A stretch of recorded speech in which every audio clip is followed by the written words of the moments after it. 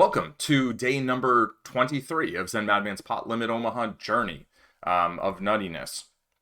Right into the action, I've got Ace, King, 7, Deuce.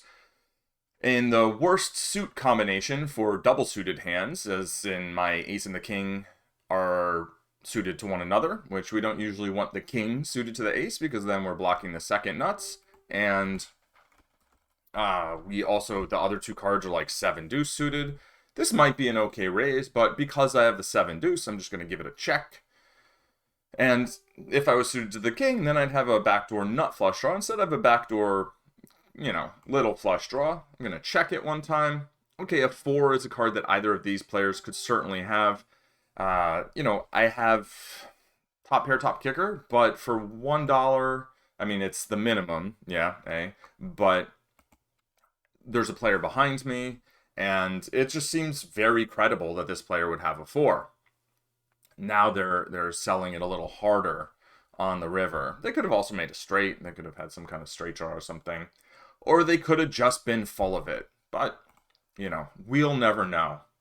I mean, we can know. I can mark it and look up that hand later and see what they actually had. But, I don't know. Who cares, right? It's not a big, not a big thing. I do think it's useful to go back and look at the hands to see kind of what people played. Maybe I'll sit forward a bit and have a kind of build up an intuition for what are people doing in different spots. I think that's useful, but it's not, it's not so useful that it's like the that I necessarily want to do it every time. It might be interesting, though, to examine a session and look at all whole cards revealed for every hand and just see how everyone's playing, right? I think that could be interesting. 10, 9, 7, 5 with a 10 high suit.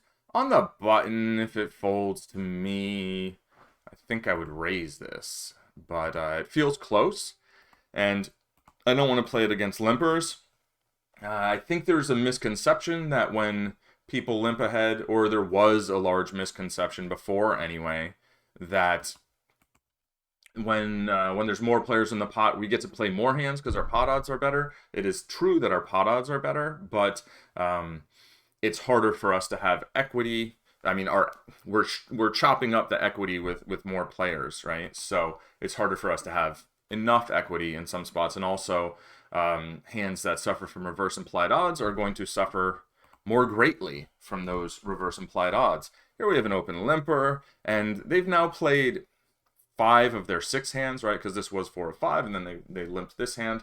So I'm feeling pretty good about saying, you know what, this is a friend of poker. We'll mark him that way. And we got 2 of them on our right, so game's looking good so far. On our left, we've got more traditional strategy players, I guess you could say.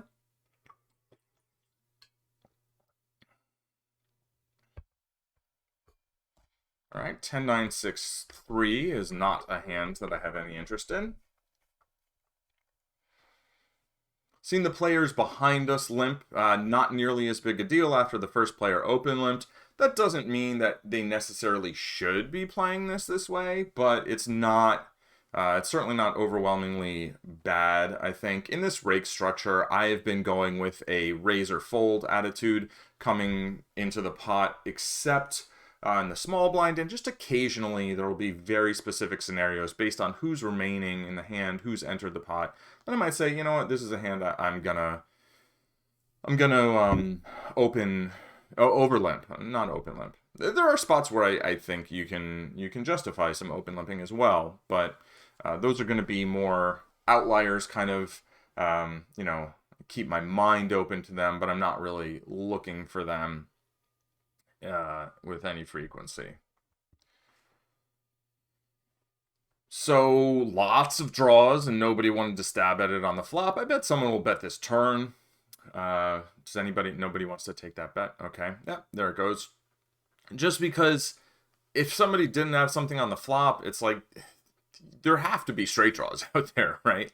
Almost any 2 cards that connect will make a straight draw here. Wait, Literally? No. Like Jack 8, Jack 7, Queen 8 are basically the only connectors that don't make a straight draw at this point. Or a pair, right? Or a pair. And there's 2 flush draws. So, yeah. Fascinating. All right. Ace, King, 9-6. The 9-6 isn't great. We're suited to the king, which isn't great. But I don't... we raise a lot of hands with Ace, King. This might be too light. Not sure. Being suited to the ace, I'd say this would be a very confident pre-flop open raise. This is going to fall in my raise fold range. So if somebody 3-bets, except this person, if this person 3-bets, I like almost want to just 4-bet and get heads up against them. Except that the button then might also come along. I think they're deciding whether they want to put their whole stack in. I don't know. They've got so little, right? We always have to keep our eyes open for these people with these tiny little stacks. Top pair, top kicker on a very wet board. A board that should kind of smash some cold calling ranges. I'm going to check. I'm not blocking any diamonds. I'm blocking some of the straight draws, but not the good ones. I mean, Queen Jack 9 I'm blocking, but not like Ace Queen Jack. Well, I'm blocking that too. You know what? I'm blocking a little more than I was giving myself credit for, but I'm still going to fold. Yeah, the Ace and the 9 here they're cards where I'm not happy to make 2 pair. Like, I don't have any good 2 pair outs on this board because any 2 pair I make puts a straight on board, and my gutter is the under gutter. So that's not particularly happy. But the Ace and the 9 do block hands that people can continue with. If I had a diamond, I think that might be a hand I can bet there. But in general, 4 ways, I'm going to look for something good. I think with the extra heart, I'm going to fold this against a cutoff raise. Against a button raise, I would probably call. Actually, against a button raise, I would definitely call. Okay, so this player's open limping 2. And the player across from us is 75-25. Because I haven't seen any specific behavior from them, I'm not going to mark them as green or anything yet. But I'm going to keep an eye on that. Quite possible, you know, and they also have a very small stack, right? So it's quite possible that they're a player that we want at the table. My hand pre-flop looks kind of nice, right? I've got a pair, everything connects, sort of. Not to each other, not the 9 and the 3, but the 5 with the 9 and with the 3. And, you know, 2 flush draws, but they're low flush draws. I'm out of position, small blind. My connectors aren't going to really make nut straights, except for the 5-3 can make a couple of nut straights, but they're small that are going to be vulnerable to redraws. So I think this is an easy hand to overvalue in PLO. Maybe like raise on the button. Maybe, you know, definitely defend big blind versus small blind. But in the small blind, facing a raise, I think it was pretty straightforward. All right, kings with a queen and a 5. I would raise this in the cutoff. There go. I'm going to raise a limper from the button. Raise a cutoff limper. I'm not going to really determine what I'm going to raise by the position of the limper. I will calibrate it a little bit based on what their range, I believe, is. Kings, ace on board, backdoor nut flush draw, backdoor straight draw, really not enough to continue, particularly against a pot-sized bet. I'm kind of curious, like, what are they potting there, though, right? They probably don't have ace-ace. I guess they can have 5-3, but they're basically just saying, like, hey, do you have ace-ace? Let's get some chips in. And if I did have ace-ace there, I don't know. Maybe that's a flat. Maybe that's not a raise. So maybe they have some flush draws. Hard to say. And by some flush draws, I mean like some flush draws in their range, but also it means they can have multiple flush draws. They can have the front door flush. Here, someone could have hearts, 1 card draw to hearts, and they can have backdoor clubs. So you can have 2 flush draws. Just one of them has a lot further to go than the other. All right, chips are going in. Ace 10 against ace and flush draw. Pretty much 50-50 there on the flop. Pretty much 50-50 there pre-flop. Not 50-50 on the river. And we have a seasonal sort of holiday candy cane double striped hand. It's not any good, so I fold it. Ace queen 6. Let's see, this was a limped pot, so unlikely anybody has ace ace or queen queen for that matter. Ace queen, ace 6. These are certainly possible hands. 6-6. Not that these players can't have, pocket aces and not decide to raise pre-flop. Certainly seen that from people from time to time. All right, I'm suited to the ace. I have ace, king, queen, and the 5 is a good card if it's not going to be, a jack or a 10. Or maybe a 9. I imagine that this is... so single suited, I'm not so sure. At first I was thinking that I call this, and maybe I do. I'm not so sure, though. I think this may be a fold. Could be too tight. This might be a 4-bet, actually. It's definitely possible. One thing to note that I looked at that I didn't mention was that my opponent's stats were fairly passive at that point. I wouldn't say tight because, they were playing a large number of hands, but this was only the second hand that they had raised. So while I am blocking like pocket aces, pocket kings, I think those still make up a large percentage of their range. And then here on my left, this player's open limping. We can see they've been very tight so far. So right now I'm kind of mentally classifying them as tight and passive, right? So, and then they fold to a raise. So I'm going to mark that. That's interesting. Open limp fold. I guess they're the low jack, right? There's it was 5-handed, but they're still the low jack because there's no small blind.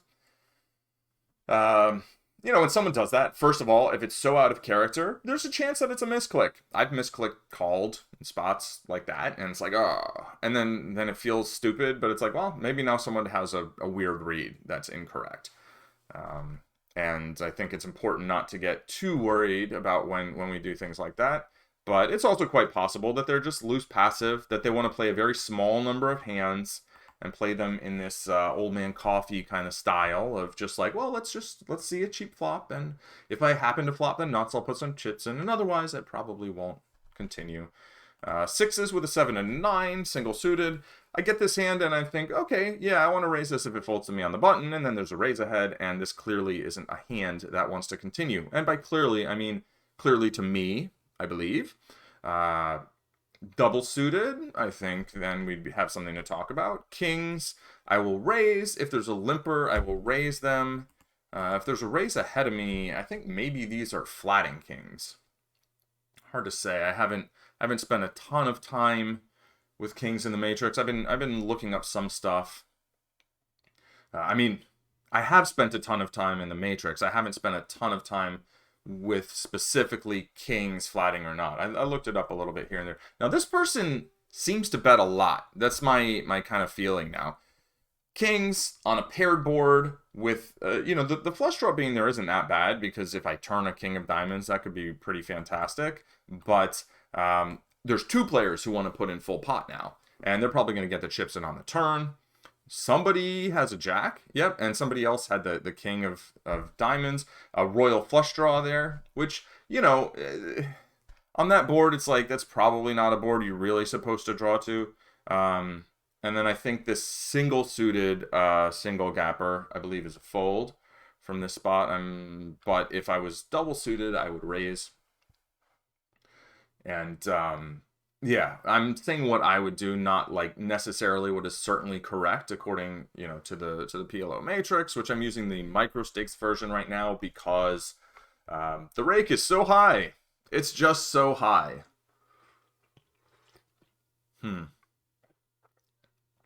Okay.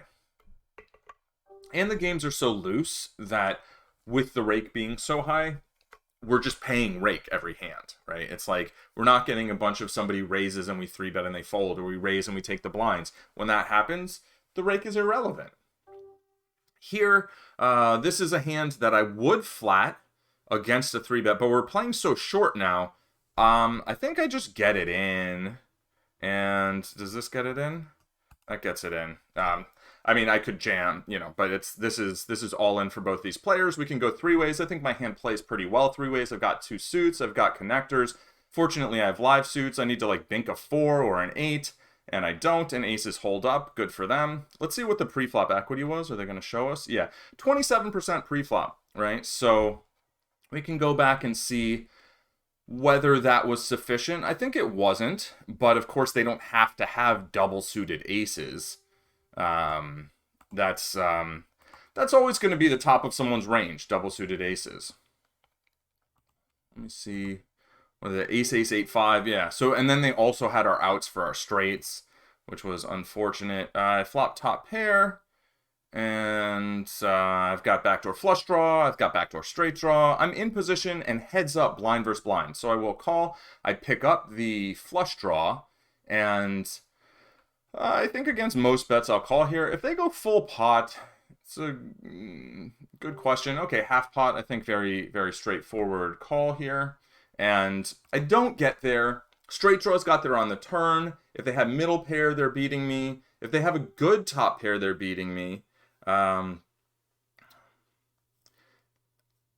is heads up. I'm getting 4-1. I only need to win about 20% of the time. Do I think I win 20% of the time?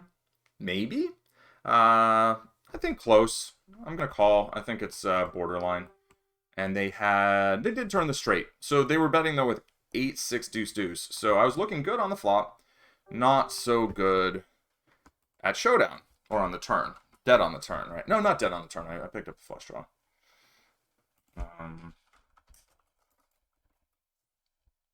So I have an overpair of aces. I have the nut flush draw, and I'm blocking top pair, top two, top set, and top and bottom. So I'm going to go ahead and bet this one.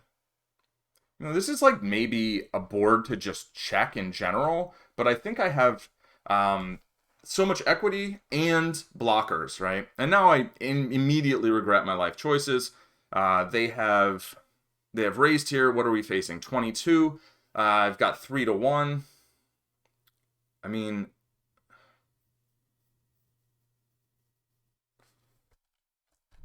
I'm almost definitely losing at the moment. 3-1 flush draw.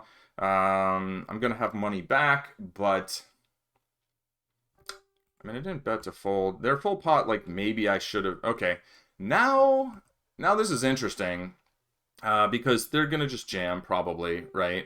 And what are we going to have? We're going to have so many outs, I don't see how I can fold. And there's a non-zero chance that I'm ahead. And that was 0. Not going so well. We can mark that hand for review. Maybe I should have just folded flop. I don't know. That feels so bad, though. Not pre-flop. That's definitely not a pre-flop hand. That's just a regular review. Here I'm blocking bottom pair. I'm not blocking any of the straight draws or the top two pair. I think I will check back these aces.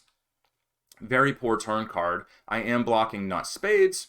They bet full pot. I'm going to go ahead and fold, kind of begrudgingly. What did they show? They showed the nuts, so running into a lot of straights here. Let's see, that one wasn't pre-flop. Okay, 10-10, 6-5. Time to kind of sort of resettle, right? Had some very exciting hands that didn't go so well. Flopped open-ended straight draw. I have a blocker to the spades, and I have tens. So one of my tens is a spade. So I have 2 outs to make second set, which is going to be very likely to be good in a scenario like this. I have 6 outs to the stone cold nuts, that being one of them. The ethical panda says, howdy, folks. Howdy. Howdy, howdy, howdy. Let's just raise. Let's raise it up. I don't have any redraws, but I do have a blocker to one of the hands that can potentially beat me. And I think it's reasonable that, you know, this player might have a hand like a wheel. They bet the minimum, so I kind of feel like maybe I should make a small raise, but let's charge them. If they want to see the showdown, they got to pay. If they have a hand like ace-5, I just want to make the maximum from it. I don't think they're going to fold ace-5. If I didn't know, okay, so they folded deuce-5. What? What was that? Oops, that popped up in front. What are we going to do here? We're going to wait till we see our cards and then see that they're aces and raise them. I want to see what that person showed. Does it show what they showed? It should show what they showed. It doesn't show what they showed. That's annoying.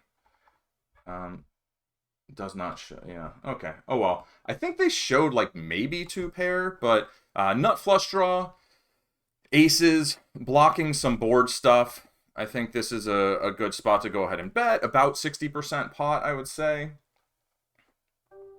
And now I turn not the nuts, I turn the nut flush, which is definitely not the nuts. However, I do have a 10, which blocks some of the boats. So I'm going to go ahead and bet. I'm going to try and bet this twice against this player. I think if they had two pair, they probably would have raised the flop. And if they had a set, I think they almost definitely would have raised the flop. And it's just harder for them to have a boat because I have the 10. Now, I could have checked it back and tried to get value on the river. On second thought, I think maybe that was a better approach, or bet a little smaller on the turn. I think sizing up was a mistake. I don't like my sizing there. I think I like betting the flop, and I like the idea of trying to get value from that hand against that player, but I'm not sure I went about it in the best fashion.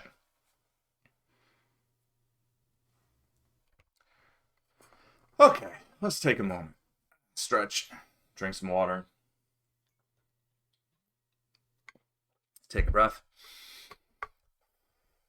All right, so we've actually had a lot of hands of consequence so far in this session. It's been much more active than some of the other sessions recently. Yesterday, I was playing a lot of hands. I got a lot of good hands pre-flop, but there weren't maybe quite as many. I mean, here, what are we? We're 20 minutes in, and we've already played for stacks like once, maybe twice, and played for other people's stacks another time. So lots of hands to review. I'm going to try to make the overall stream more like an hour for a little while. I think I'm gonna play around with that, see how that goes, and kind of take it from there. And then at some point maybe recalibrate again to make it like a 3-tabling longer stream that's maybe less review focused, and make some more specific review type stuff for YouTube. Okay, so this game has changed a lot, right? It's important to recognize. I sat down, it was a very good game. It's not that it's a bad game now, but there's only one player that I really have significant information on, I think. This one over here, all right. I feel like maybe I'm supposed to play this heads up, but the deuce and the 3 are just really bad cards. So I think suited trash is the word. And I was the big blind, so I felt like that person was probably the small blind, but they actually weren't the small blind. 10-10, 8-7 with a single suit. I think single suited, I actually fold this. I can think about flatting with this player in the big blind. I think there's some merit to that. I'm going to mark this hand in progress for a little pre-flop checkup. I'm pretty confident that this is a fold. If it was double suited, it's a 3-bet, I believe. Maybe a flat. Not a lot of flats in the small blind against anyone, really, right? Mostly we're 3-bet folding the small blind, although there can be some... Oh, this is a very interesting hand. So, first of all, it's trash, right? It's trash. But there's 2 extra people who posted blinds, and, like, it's not complete trash, right? It's 9-9-8 with a suit, and then one of my 9's dead. I'm going to fold, but I think this is probably a closer spot than one might imagine. I think the fact that the small blind is so loose makes me feel like if I raise, they're often going to call, and then that might trigger an avalanche of calls. Whereas if that small blind was tight, I might raise and actually just try and take it down right away. This would be an amazing flop for my hand, right? I really want to make that nut straight, and nobody else has it because I have 3 of the 9s. So, I mean, amazing. Like, I still have a pair of 9s only, but, and as we see, nobody did have the what's it called? The set thing, the 90 minutes is a lot, an hour lets this be a lunch break thing. Yeah, the ethical panda says in chat. Yeah, I mean, a lot of streams are like people will run a stream for 5 hours, right? So the idea is kind of drop in whenever. And if I do a 3-tabling stream, not so focused on like really focusing on the hands for a while and then doing a session review, I think that makes sense as a format, like going longer, right? Doing 3 hours, 5 hours, whatever. But I think when what I'm doing is like, okay, I'm trying to really focus on a session and then review it. I think asking a viewer to sit with it for like 90 minutes is a bit much. So I think I will scale that back a bit. And I wonder what the equity was pre-flop. Yeah, about 50-50. Slight edge to the kings. Having one of their kings dead. They all had each other straight drawouts. But yeah, I think maybe an hour is a good length for a focused stream, and I think it'll result in better YouTube videos in general. Whereas if I do like a bunch of tables and it's just more of a grind, I think then, you know, length doesn't matter as much. Thank you for the feedback on that, though. It is helpful. And I do think it's a shame, you know, that there's probably a large number of people. There's like a handful of viewers every day, but a non-zero, you know, significant percentage of viewers that are going to watch the play and then kind of miss the review, because I think the pairing of those is very important in terms of sort of the the educational quality, but also the kind of cohesiveness of the stream. So I think tightening it up is going to be effective, and perhaps I will change to a format where that's how I start the stream. I do that for like an hour, so maybe, you know, 40-minute session, 20-minute study, or maybe even like 30, 15, something. Short break, and then 3 tables, and then just do that for a while. We shall see. But I'll proceed with this for the foreseeable future. Pretty interesting board for our hand. Pair of 9s probably wouldn't get it done. Although nobody wanted to bet the turn. Double flush draw, though. 10s. 9's no good. The other person had ace-9, too. But the nut flush draw. So on the turn, that king really slowed them down, right? They didn't want to just keep pounding at it when it was so likely not going to be good. Okay, so... Oh, what the heck? There was no pot button. So I've now min-raised, speaking of misclicks. So I have to treat this like, what hands would I min-raise here? Well, maybe my entire range by misclicking. I think my perceived range is going to be weaker than my actual range in this spot. Every now and then when there's a poster, the pot button just disappears. A little bug. Okay, so I'm double blocking the nuts. So that's nice. Is this the crowd that I necessarily want to be trying to bluff, like multi-streets? Not really. I do have backdoor. You know what? Let's go for it, though. Let's do it. Let's do it. I'm going a little smaller so that I can... Yeah, this is the reason this is a bad idea. Okay. Basically, this player being short and this player on my right being short, one of the reasons I went a little smaller was so that I could have room to barrel. But the problem is, if I jam here and this player calls with like a set or 2 pair or whatever, kind of like drawing, well, I don't have a river barrel to push them off anymore. So, not a fan of the flop bet. Now, I really want to try again. No reason to assume someone has a king. I give up. Yeah, ace jack. So that was a very bad card for them. I don't totally trust them or this other player to fold, though. So the one player on my left had backdoor spades, a gut shot, and top pair. And then the other player had top and bottom on the flop. BuffyBot says, I agree, especially because the review is closer to the play. I could have pronounced it how it was written, but I think I knew what you were saying there. It's hard to type into the chat box on, like, if you're on a phone or some such. Let's see. Ace, this is not a hand I want to play. But yeah, I think making sure that people are more likely to be able to see the session and the review, I think is worthwhile.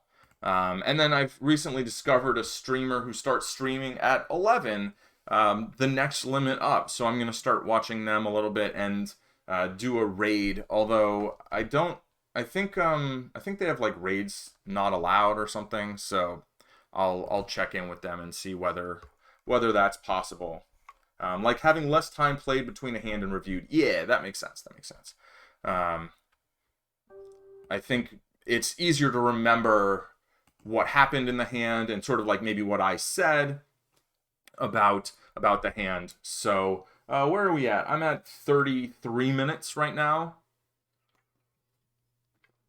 I'll play another few minutes actually. One more orbit, and then we'll do the session review. And let me take a gander at. I already have 8 hands marked. Wow. And a couple of those are post-flop spots, and the rest are just pre-flop checkups. So let me get the pre-flop matrix queued up for later.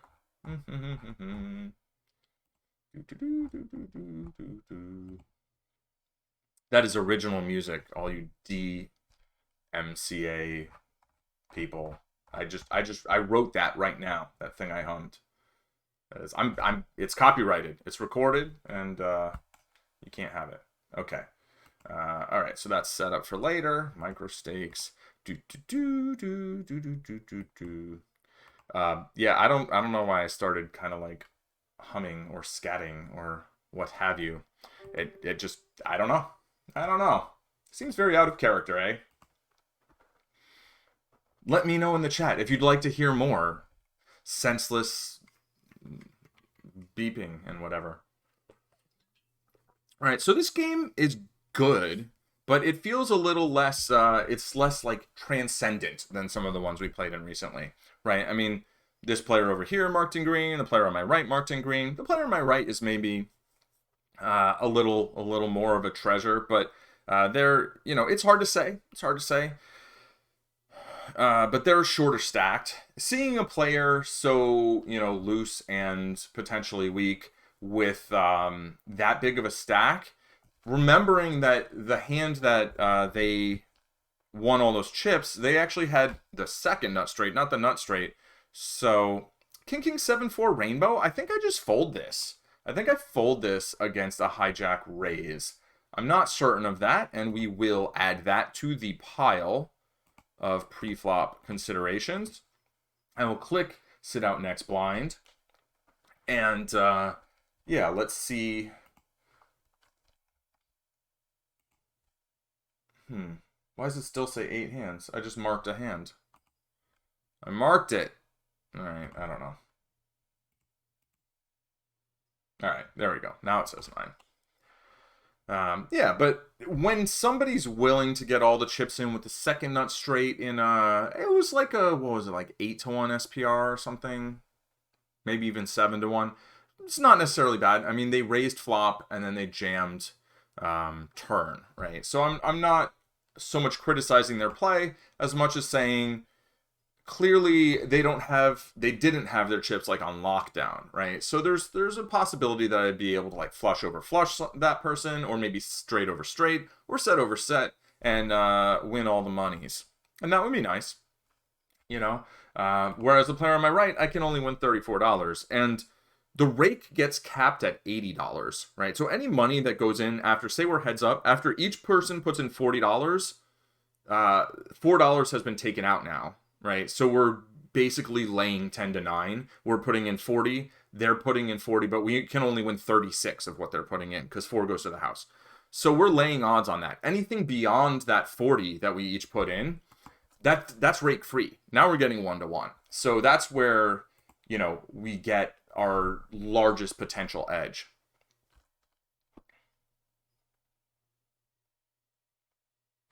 Okay, we fold this. First few notes sounded like Star. And no, we don't want any copyright. I mean, not that I didn't watch some Star Wars thing recently, but it might have been inspired by, but certainly not a direct quoting of Star Wars tunes.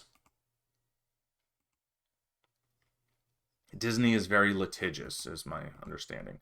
Although I'm not sure musically. I've heard a lot of podcasts where they just straight up use the theme songs and music and stuff. And I haven't heard of any real issues with that. All right, but let's stay on target. Yeah, so this player on my right, clearly a player that's very good to have on my right, but that's going to become not super relevant. They'll be the big blind for my last hand, where I will be the low jack, and, 82% likely that I will be folding that hand. So we're probably just about done with the session. I am going to set up the replayer right quick. And let's see, do we fold? We fold. The 5 is just a terrible card. It needs to be a 9 or a king or an ace or like an 8 or a queen or a jack or a 10. Right into the session review. We'll hit it with a couple of quick pre-flop notes, and then we've got some like actual hands to discuss, and then from there we'll have a bunch more pre-flop notes. So yeah, so this was like a 38 minute session, followed by this. So I am small blind against hijack or middle position, right? Let me make sure that, yeah, those players were all in. Cool. Oh, so we will check that in the matrix. Small blind versus MP, king, rainbow, right? So if this is single suited, oh, it's not. If it's single suited, I fold it anyway. Wow. So rainbow, I'm not even going to mention rainbow. So, well, I will in a moment. Okay, so king, 7-4, single suited, or no, rainbow. I'm actually going to say, yeah, very clear fold in small blind versus hijack RFI. All right, just like boom, not even close.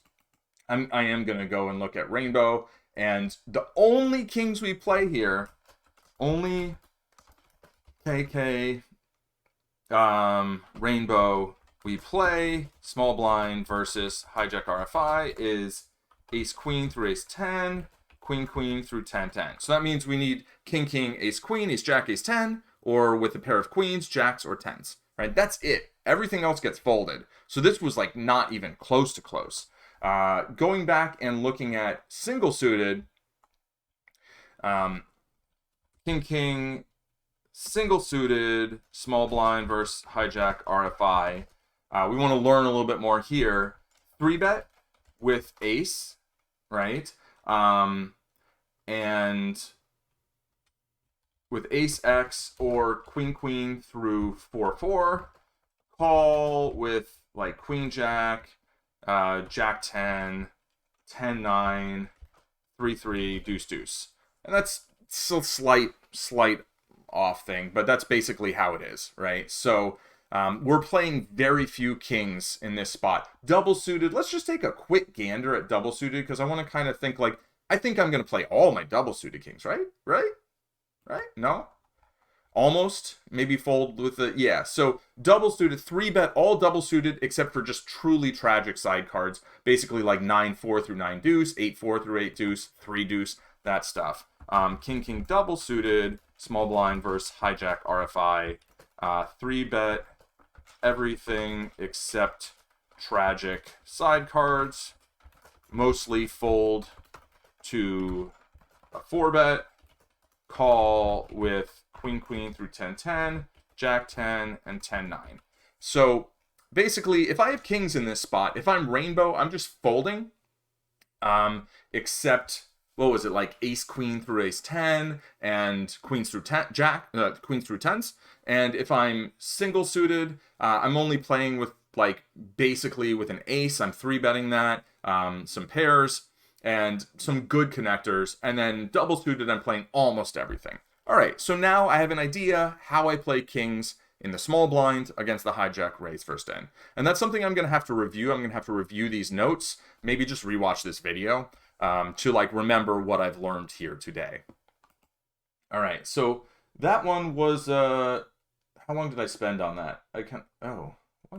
Oh yeah, so that was like a 3-minute thing. So I would like to get those to be a little shorter, a little tighter, but I think there's a lot of value in refining my pre-flop game that way, and hopefully, if you're not a pre-flop expert, there's a lot of value for you as well. All right, so 10-10, 8-7, single suited, small blind versus button. Now, if this was versus the hijack, I'm very confident we'd be just folding this super easily. But this is versus the button, so I might have been a little tight here. I was not a little tight. This is correct. So let's say 10-10-8-7 single suited is clear fold.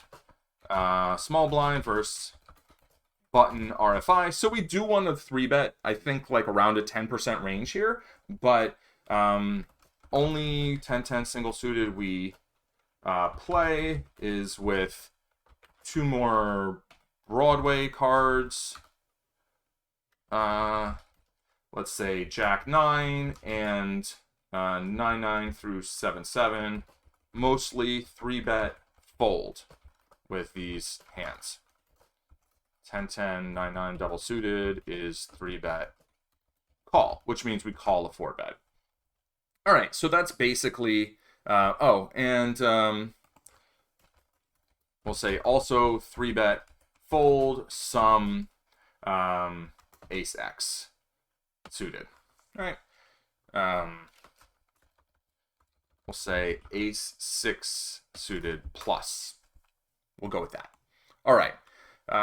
Very quickly, let's take a look at double suited, as I think I made the assertion that this hand I would play double suited. That is correct. I'm going to 3-bet call. So that's I think it's just always important to think like, okay, something slightly different. How would I play that? Is clear 3-bet call small blind versus button RFI. 10-10 8-6, 10-10 7-6, any ace X, king 7 plus, 6-6 plus. These are all 3-bet from small blind versus button. Call most except weak ace X. Okay, I think that pretty much, and king 8 minus. I think that gives us a good idea of how we should play single suited and double suited 10s in the small blind versus the button RFI. The tricky thing is that it's like that's a different range, right? So this isn't so much a systematic, I did fold, a systematic like way of learning the ranges, but I think it's kind of this Monte Carlo, like gradually refining the sense of what hands to play, and I think it should be effective. All right, let's move on to the next hand. This is a post-flop hand. I flop the nut flush draw. I flop an overpair, aces, the best one pair, and I have a 10, which I think is important here, and it's easy to underestimate the value of the 10. I don't want to be betting all of my aces here. Now, granted, the stack to pot ratio, which we always want to notice, is only about 5-1. So, I'm out of position. Okay, this is interesting. I think I missed that.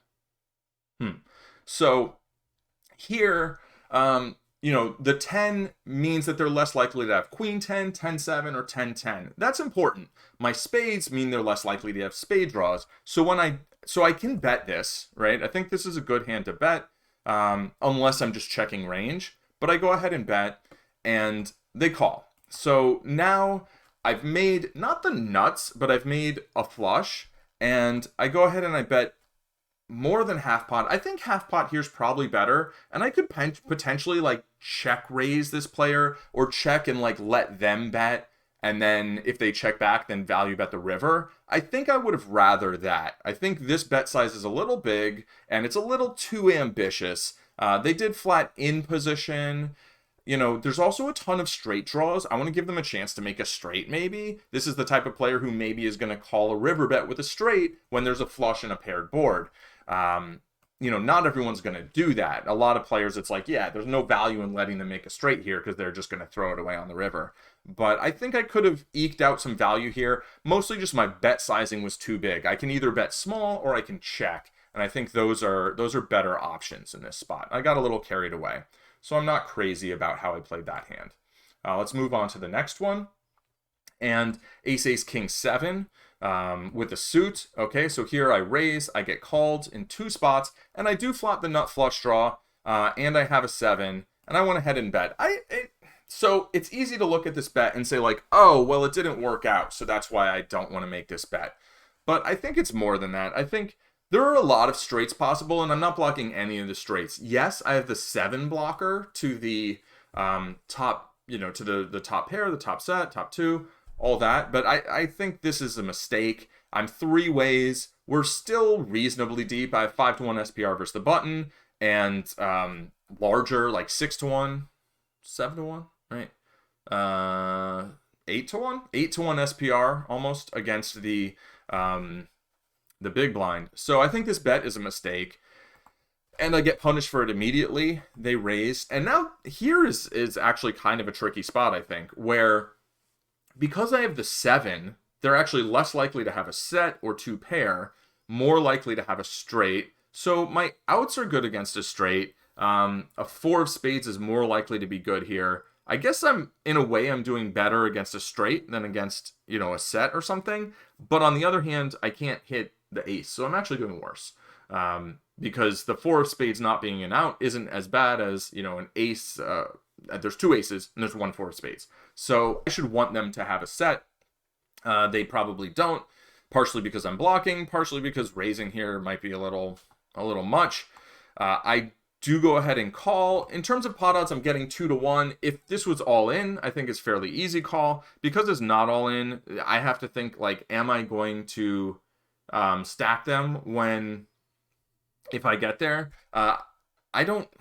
I think maybe I just fold after I get raised, but more importantly, I think I don't bet this flop because this scenario, it's not because it's going to happen all the time, but I'm creating the possibility for this situation. Whereas if I check and then maybe start value betting later or when I get there, I think that's a more solid approach. We're just a little too deep, I think, and this board is just too bad, especially against a big blind, right? They're going to have 5-3, they're going to have 5-8.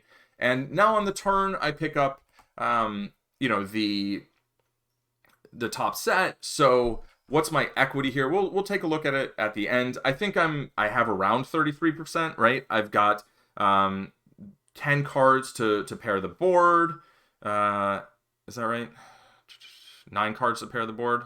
1, 2, 9 cards to pair the board because I have the 7, and then another 8 non-board pairing spades. So what did I say? I said 9 and 8, 17. 17 times 2.5 is clearly enough, right? So 34 plus, so I'm going to have like 42% equity here maybe. So that's clearly enough if I'm getting 2-1. I only need 30%. And not to mention the fact that there's a small chance that my opponent does have a set and I'm actually just absolutely crushing them on the turn.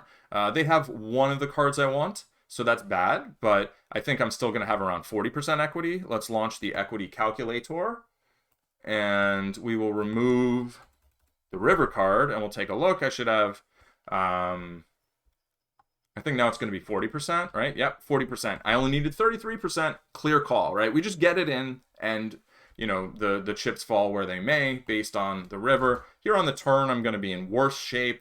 But not that much worse, a little bit worse. Oh, better shape, 42% on, did I say on the turn? I meant on the flop. So I've got 42% on the flop, which, that's nice. I guess I don't dislike how I played this hand as much. Mostly I don't like that flop bet because the idea is like I have aces. Ooh, I've got blockers to a lot of stuff, and I've got a lot of equity if called or raised. So like that's good, but stack to pot ratio, I don't know. I don't know. This is one for the forums, I would say. We'll get a second opinion on this hand. All right, moving on. I think the rest of these are going to be pre-flop spots. So let's power through. Ace 10, 7, 6. I go ahead and get it in here. Let's take a look at Ace 10, 7, 6. I'm pretty confident this is going to be a call against a 3-bet. And then because people had so little left, I decided to just put it in. What I'm going to do is I'm going to select 30 big blinds, right? It's actually more like 20. Let's go with 20 big blinds. and we'll take a look at, because my opening range, I mean, this isn't open. I think this is slam dunk open. Ace 10 double suited at 20 big blinds. It is. And so ace 10, 7, 6 is going to be a raise, re-raise, just get it in. So at 20 big blind stacks, ace 10, 7, 6 double suited is raise, is RFI, 4-bet, get it in low jack, or I'm the hijack. I'm going to say in low jack, and it has to be also in hijack. So this was just slam dunk at this stack size. You just put the chips in and you see what happens. Now, if we look at, there was about 9 in the middle, and the final pot was, let's see, 65. So 9 from what? I put in 23 myself. I had 3 though, right? Hold on. The final pot was 65, although I should consider rake. I had to put in another 20, basically. So I need, what, 20 out of 65? What does that work out to? It's going to be around 30%, right? We'll just, let's see, 20 out of 65. What do you have? Yeah, that's about 30%. So if we look at the equity, I don't want to launch the equity calculator yet. We get here to the river. These are the hands. You know, if I launch this and we look at equity, oh, is this going to crash? It might crash. Pre-flop, it actually showed, right? It showed I have on the flop, pre-flop, I had like 27%. The HUD ended up showing. So that's a little, not quite enough. But I had 27% against these hands. So this is a very good hand for a player like this to show up with, right? Jack, 10, 9. I believe they could have a lot extra hands, a lot more hands than that. And double suited aces with cards that connect, like that's going to be total top of range there. So I'm very confident that I'll easily have that 30% equity against the ranges that these people are playing. All right, ace, queen, king 5, very straightforward. How do I play this against a 3-bet out of position opening from the hijack? First, let's double check that we do in fact raise this hand. I'm rather confident that we do. Yes, we do. I have good suit. So because I have the good suit, this is a call, but this is barely a call. So ace, king, queen, 5, good suit is RFI call from hijack versus button 3-bet. Most ace, king, queen, X single suited is raise, fold, especially bad suit. Yeah, so ace, king, queen, 9 through 6 are all folds, even good suit. So what I get from this is that the reason that I can call here is ace, king, queen, strong, suited queen, strong, and the 5 has some connectivity. It connects to the ace, right? A 6, a 7, an 8, a 9, those don't really add extra value there. Whereas, I mean, the 9 a little bit, but even then, it's going to be a raise fold. So this was barely a call, and I folded. Slight mistake. I'm okay with it, especially, you know, here's the thing. This player is probably a little tighter with their raises. That was kind of my read. So if it's close, then I think folding it's okay, and maybe even better than not folding it. If I take a look at this same hand, RFI from the low jack, it actually is a fold. So I'm going to add that. Ace, king, queen, 5, good suit, RFI fold from low jack versus button 3. So given that, I think my read maybe tips this into a fold. But it is good to know from the hijack, this is a hand that I defend. From the low jack, then we fold it. How does this player have negative $1? That's not a thing. That the player on the left over here has negative $1 in the HUD. That is very peculiar. I've never seen that. That is super odd. I'm not gonna give that too much thought. I'm sure it has something to do with something weird.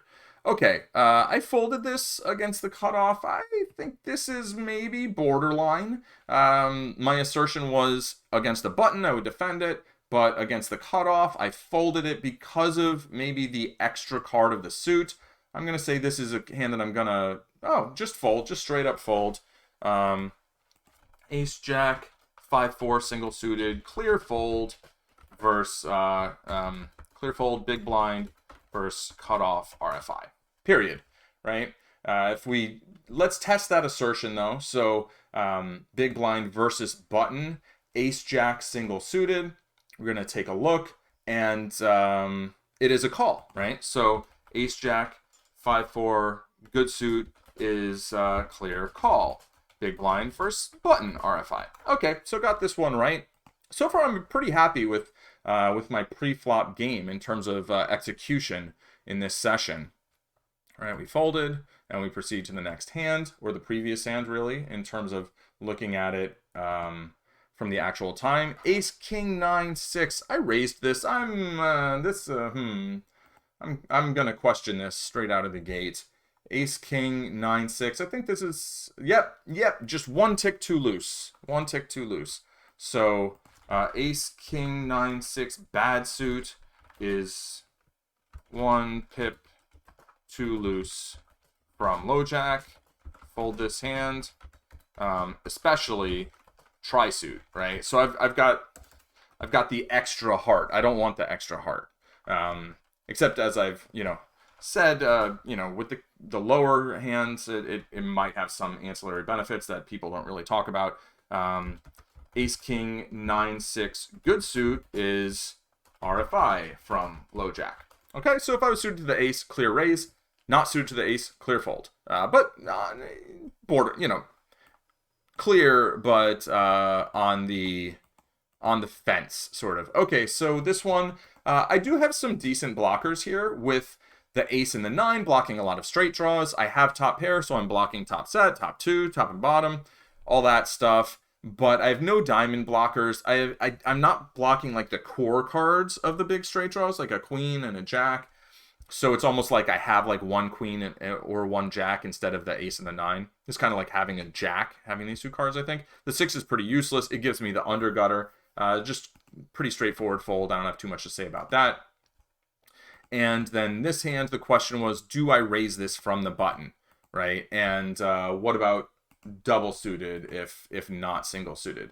10-9 single suited. I think this is going to be, so close. Yep, it's a fold.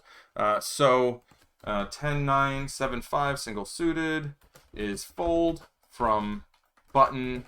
Only 10-9 to RFI is only 10-9 single suited to RFI is 8-7, 8-6, 7-6, right? So we need basically 4 cards within a 5-card straight.